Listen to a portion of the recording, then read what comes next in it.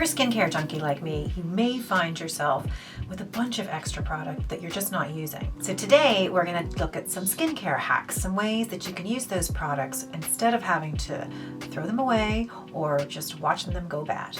Let's check it out. No, that didn't work, did it? Ugh.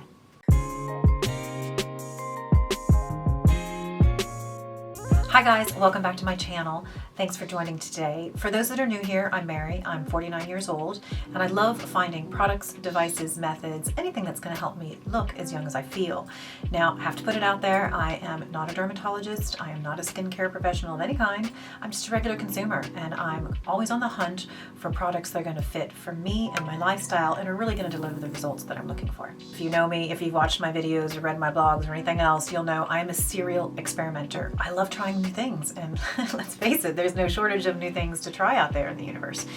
But what that often means is I'm left with kind of a pile of product or things that just aren't getting used.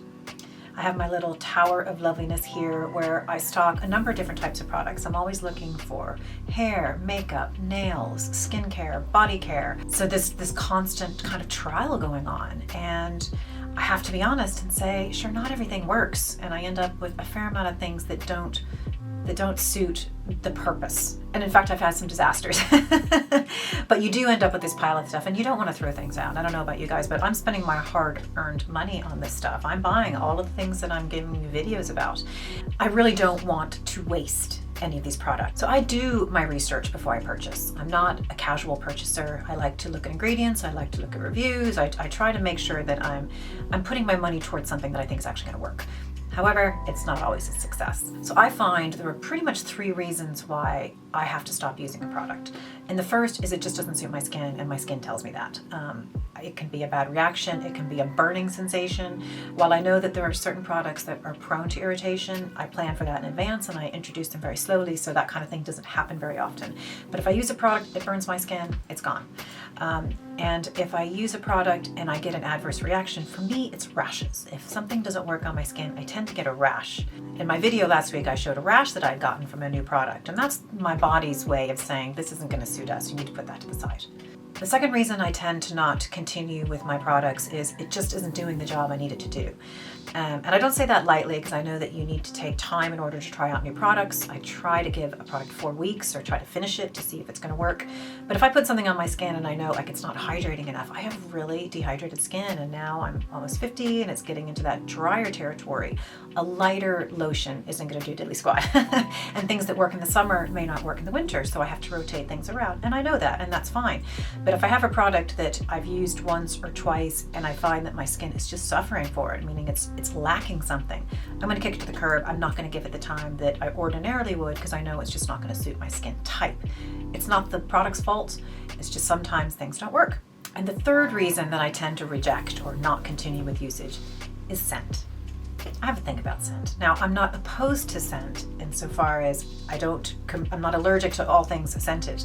And in fact, there's some products that I love the scent of. Now, I wish additional fragrance weren't added to products, but sure, some of them are fine.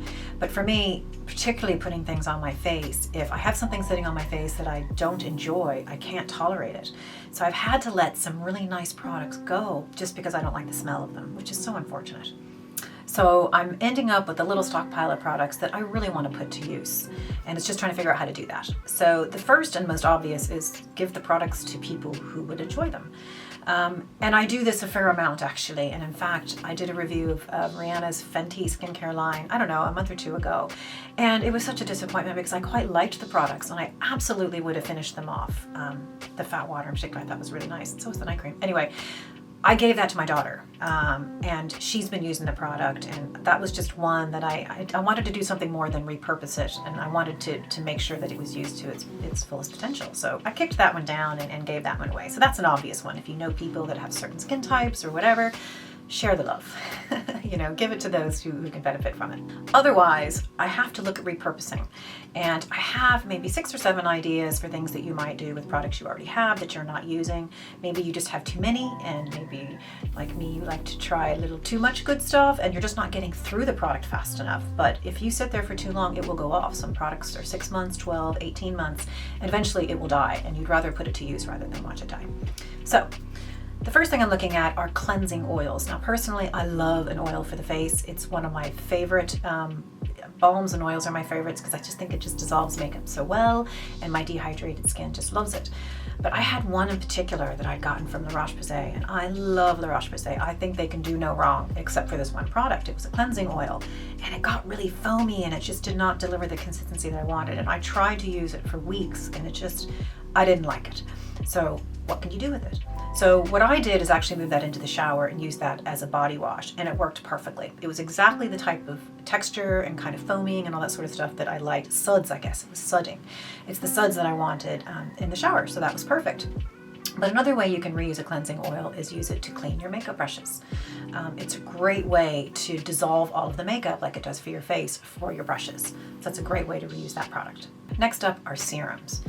Serums are usually expensive. It's where people tend to put a lot of their money when it comes to skincare. It's trying to find alternative uses. And it's not often that I have to do this for a serum, but it happens occasionally that it just isn't fitting into my routine the way that I want it to, or maybe it's doing something that something else is doing in the routine already and I don't need both. But gosh, you don't want to waste that stuff. So what you can do is actually turn it into a mist and use it in a couple of different ways. So you can put it in to a little spray bottle like this. They're actually continuous mist bottles that I'm trying to get my hands on, but we don't have in Ireland. Anyway, I'm still working on that. But literally, if you pour it into here and say, move this to your shower, and you can use this as sort of a body serum, which it's a very expensive thing to do, but if it's either that or lose it, then it's a great way of repurposing that product. So leave it in your shower and put it over your body and use that before you get out of the shower. Another option is just to use it as a body serum on its own and just to apply it just maybe on sort of the more delicate areas and sort of the upper chest and the neck area before you get dressed. So I love to use my hyaluronic acid for microcurrent specifically. So I have two different ways that I use my MyoLift. One is with the prongs, and when I'm using the prongs, what I do is I have a little dish, a little ceramic dish, and I put conductivity gel in one half and I put hyaluronic acid in the other. And then I use a brush to put that on my face as I'm using the prongs. Now, if I'm using the gloves, then I use the hyaluronic acid in my spray bottle, and I just spray that occasionally just to rehydrate my skin as I'm using the gloves. So I find hyaluronic acid in either form is fantastic for microcurrent. But just make sure that it's not an oil-based serum because it will reduce conductivity and it won't do the job that microcurrent needs to do. So just make sure that you test that one out. Okay, a biggie for me is face creams. This seems to be one area where I'm having to find alternative purposes for, because sometimes they just don't work, and I have dehydrated skin and I have high expectations for what a cream is going to do at the end of my skincare routine. And I've come across a few that I haven't liked, mostly because of scent or because of the lack of hydration. Those are the two biggies. So what I almost always end up doing is moving it to a hand cream. I love my hand creams. I'm obsessed with them. But when I have a nice face cream that just isn't doing it, it almost automatically will get kicked down to my hands because I have high expectations for hydration at hand level. So I have a couple of products that I use at the moment. One is by Irish brand Kinvara. And I have to say, it's actually a lovely cream. I really like it. I just don't like the smell. It was funny, I was talking with my daughter here just last night actually, and I'm just like, oh, I'm not, that just can't get past the smell. She's like, and I can't figure out what that smells like. She's like, Mom, it's tea. I've been using this thing for months. It's tea. Didn't realize that. So I think I'm the only person in Ireland who doesn't drink tea, so this does not appeal to me at all. And when you have something so close to your nose, I couldn't get past it. It is a beautiful product, but for now I'm using it on my hands and it's working a treat. The other thing you can use face cream for, like any sort of product that you need an alternative use for, elbows, hands, and feet. Those sort of tougher areas of your skin that you need a little extra something for, everything can be used on those areas. So sometimes a little bit of extra love for the heels and the bottoms of your feet and the elbows and the knees, it's great for that. The next product category that I absolutely love is face oils. And I love my face oils. I always tend to purchase them, but they last a really long time, which is great because you don't need very much. Ordinarily, it's the very last thing I do in a skincare routine just to hydrate particular areas like under the eyes or just around the nose or the lips because of my tretinoin usage. But if I end up with some, you're going to end up with it for a long time. So sometimes you need to get through it faster. So for me, I was using one particular product by Clarins, which is their Blue Orchid Oil. And So I was using this for about 8 months and I liked it. The product is lovely, not mad on the smell. And then I got a new product by Oskia in my Carolyn Hiron's winter kit that I think I talked about last week. And I love this so much that all of a sudden I kind of went, okay, I can stop using this one now in this manner. While the product is great, I don't like the smell and I'm having to smell it twice a day. So what I've done now is I've kicked this down to my hands, and the best thing I do is actually combine these two products together.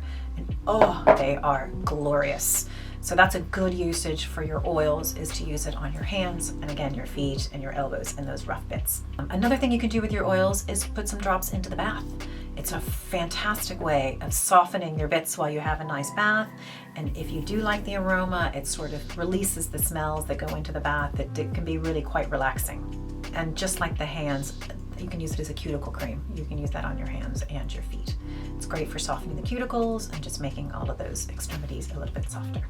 Okay, the next thing I want to look at were toners and acids. So do you have some toners kicking around that you don't quite know what to do with? Like so many of the other products, I put them on a pad and I put them on those sort of scaly bits, the elbows, the heels and the knees, because it really helps to soften those areas, particularly if you're using acids.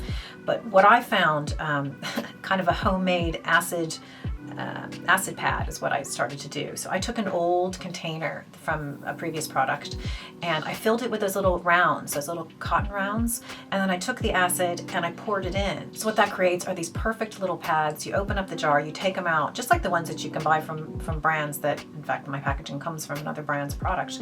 It was just a great way to work through that product that I already have. So they're ready to go. They are glycolic 5%. Take them out, rub them around your face and your chest and your neck, and off you go. One big area of concern for me in general is SPF, because I think SPF is essential, as you guys know, and you should never ever start your day without a minimum 30. However, because I experiment so much with SPFs, a lot of them just don't play nicely under makeup, or they maybe have too much of a white cast, or whatever it is. I end up stockpiling SPF and I don't know what to do with it. Now, it's going to take a long time to get through it, but what I generally do is take SPF and just put it on different parts of my body, so it's not on my face. I've had a couple that the white cast I just can't seem to get rid of, so I put that on the back of my hands, and actually it tends to go away a bit faster. Sometimes I use the product just on my neck and on my chest, and it's just a way of helping to get through the product as opposed to throwing it out. But I'm not going to put it on my face. There's nothing worse if you do your SPF, you do a full face of makeup, and you realize that's so not working, and you have to take it off and start again, because I've done that quite a few times. So I take those products, I put them on the lower shelf, and I just use them on the hands, and I use them on my chest and my neck. Okay, I've got two more pointers. The first is actually makeup. Loose powder. I just realized I'm out of my one because I've used it for the last time. I tend to have a lot of different powders, and loose powders I've just realized over the years aren't great for me because they just tend to go everywhere. They're a bit messy. So I had one here for quite some time I didn't know what to do with, and it makes a great dry shampoo, because it soaks up the oils. Mine tend to be translucent, or they're whites, or they're not colored. So if you sprinkle a little bit into your hair and kind of rub it in, it's fantastic because it soaks up all the oils. So it's a great way of reusing some old powder that you might have sitting around that it's time to move it out of the drawer and to put it to some use. And my last hack actually isn't skincare at all. It is hair care. I discovered this years ago, actually, when I ended up with conditioner that didn't work. And this happens to me a lot. I have really, really bleached, tortured hair, and I expect a lot out of a conditioner, so I do a lot of experimenting, and I end up with jars of, bottles of this stuff that isn't working. It makes a great shaving cream. There you go. So any conditioner that doesn't work for me anymore, I keep in the shower and I use it to shave my legs. I find that it's smoothing and it lasts a really long time, and it actually does a great job. So don't throw the conditioner out, just repurpose it, and you'll find you'll get a good lifespan out of it, and it does a really good job. So that's it, guys. There are some pointers for what to do with that product, or those products that you're just not using the way that you wanted to, but you don't want to throw out. So I hope that helped. I hope there were some good ideas in there. And if you have any other skincare hacks, please let me know, because I always have a bunch of stuff sitting around, and it would be really nice to come up with some ideas of how to use it so that I don't waste. So thanks again for joining today. I do hope you'll subscribe to my channel if you enjoyed this video, and please do give it a thumbs up and hit the notification bell so that you know every time a new video is uploaded, which happens every Friday. So thanks again for joining, and I'll see you next time. Bye.